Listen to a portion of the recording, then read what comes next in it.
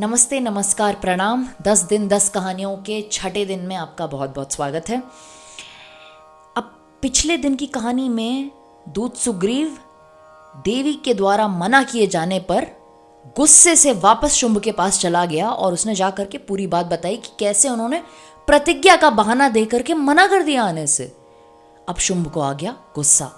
उसने अपने सेनापति धूम्रलोचन को बुलाया और कहा कि तुम अभी सेना लेकर के इस स्त्री के पास जाओ और अगर ये ना माने तो इसके बाल खींच करके मेरे पास लेकर के आना, और अगर इसको बचाने के लिए कोई भी देवता, कोई भी गंधर्व, कोई भी आता है उसको तुम नष्ट कर दोगे।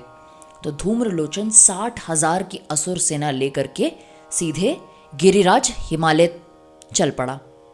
गिरिराज हिमालय पर पहुंचा तो उसने सबसे ऊंचे वाले शिखर के ऊपर देवी को सिंह पर बैठे हुए एकदम तेजवान लगते हुए देखा।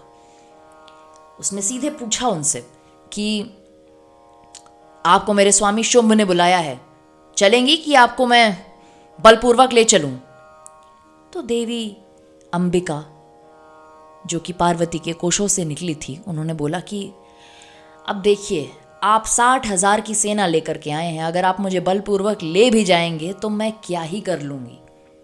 ऐसा सुनना था कि धूम्रलोचन को मानो एक आज्ञा मिल गई, तो सारी सेना धूम्रलोचन के साथ दौड़ी मां अंबिका की तरफ। और जैसे ही सेना उनके पास आई और धूम्रलोचन उनके निकट पहुंचा, उन्होंने बस एक ध्वनि की, हूं, और देखते ही देखते धूम्रलोचन और उसकी पूरी सेना सामने ही भस्म हो गई। और ये बात निशुंभ और शुंभ तक पहुंची। तो उन्होंने बोला कि अपने दासों को, चंड और मुंड को, कि अब धूम्रलोचन को भी स्त्री ने नष्ट कर दिया, उसका भी वध कर दिया, अब तुम लोग जाओ और अब इस स्त्री को लेकर ही आना हमारे पास। तो चंड मुंड सेना से सुसज्जित होकर के गिरिराज हिमालय पहुंचे और वहां पर उन्होंने उन्हीं देवी अंबिका को देखा जो कि अपने सिंह सवारी पर बैठी हुई थी।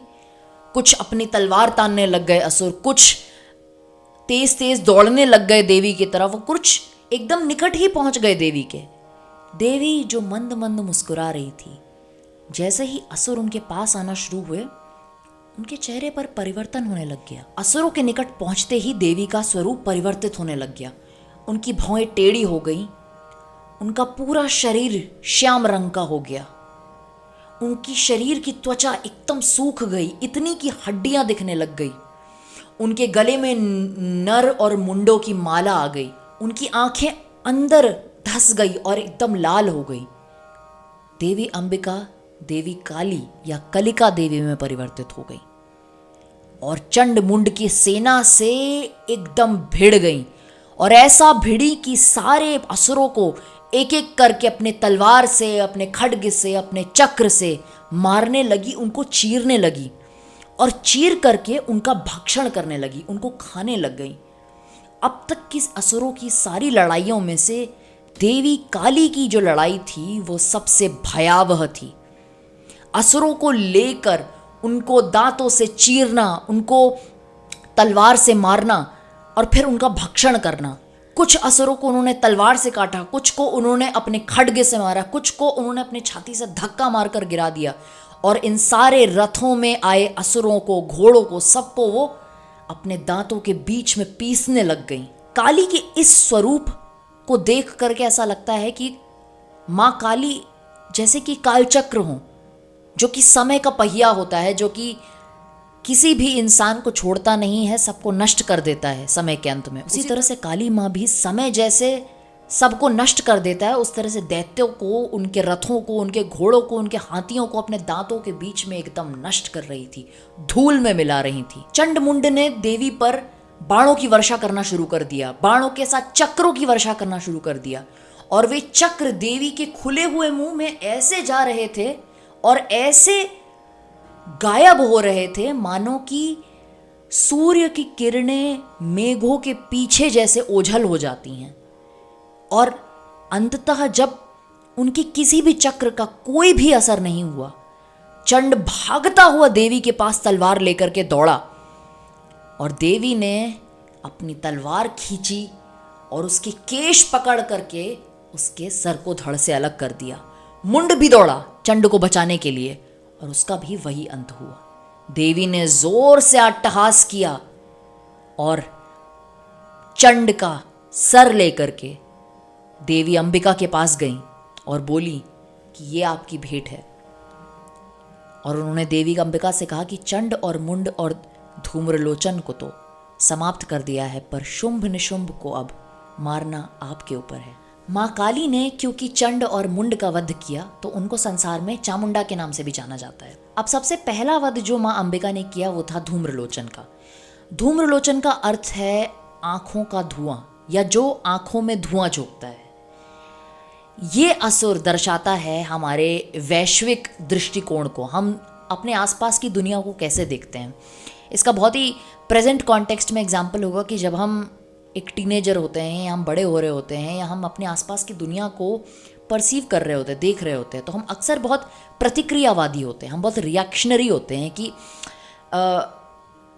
कोई भी चीज़ हमारे ऊपर आती है और हमें कष्ट पहुंचाती है या नहीं भी पहुंचाती है तो हम पहले से उसके बारे में एक अपने मन में धारणा बना लेते हैं कि ये शायद मुझे कष्ट पहुंचाने वाला है, तो वो हमारी प्रतिक्रिया बदल देता है उनके प्रति। जब हम अपने दृष्टिकोण को शुद्ध करते हैं या उसको प्रतिक्रियावादी बनाना बंद कर देते हैं, तब हम असल क्रिएटिविटी या क्रिएशन की तरफ जाते हैं।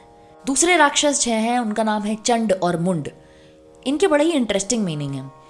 चंड यानी कि वो इंसान जिसका सिर्फ सर होता है, और मुंड वो जिसका सिर्फ धड़ होता है, यानी कि उसका सिर्फ शरीर होता है। सुनने में लगेगा कि ये क्या है, मतलब जिसका सर है और जिसकी सिर्फ शरीर है, वो असुर कैसे हुए और वो हमारे दुर्भावना को कैसे दर्शाते हैं। जिसका सिर्फ सर है यानी कि वह बहुत एरोगेंट है, वह बहुत ज़िद्दी है, वो अपने सर में चल रही बातों के अलावा और किसी की बात नहीं सुनता है। और मुंड वह है जिसका सिर्फ शरीर है, यानी कि जिसका सर नहीं है, जिसकी आंखें और कान नहीं है, जो कि देखता भी नहीं है और सुनता भी नहीं है। तो हमारे पास दो असुर हैं, एक जो कि इतना जिद्दी है कि अपने अलावा किसी की बात नहीं सुनता है और जो कि आपकी बात को मान भी नहीं सकता है कभी, और दूसरा वह जो कि सुनता और देखता ही नहीं है। तो ये दो जो दुर्गुण हैं, इनके ऊपर माँ काली जो है वो विजय प्राप्त करती हैं उनका वध करके। लड़ाई के अंत में जब माँ काली जा कर के चंडमुंड को माँ अंबिका को भेंट देती हैं, तब वो उनसे कहती हैं कि अब शुंभ निशुंभ का वध करना आपकी जिम्मेदारी है, क्योंकि हमारे जो दुर्गुण हैं, जो कि ना सुनना या सुनकर भी झगड़ा करना और उसको ना मानना, ये दुर्गुण शायद काटने के लिए माँ काली के रजस की ज़रूरत थी। पर अब जो शुंभ निशुंभ दर्शाते हैं, वे असुर जिन ग्रंथियों को दर्शाते हैं, उन ग्रंथियों को हटाने के लिए सत्व गुण को शुद्ध करने की ज़रूरत है। तो ये काम माँ अंबिका ही कर सकती हैं। तो आगे की कहानी में शुंभ निशुंभ का संहार होगा और वो हम देखेंगे कल की कहानी में। नमस्ते, नमस्कार, प्रणाम, धन्यवाद।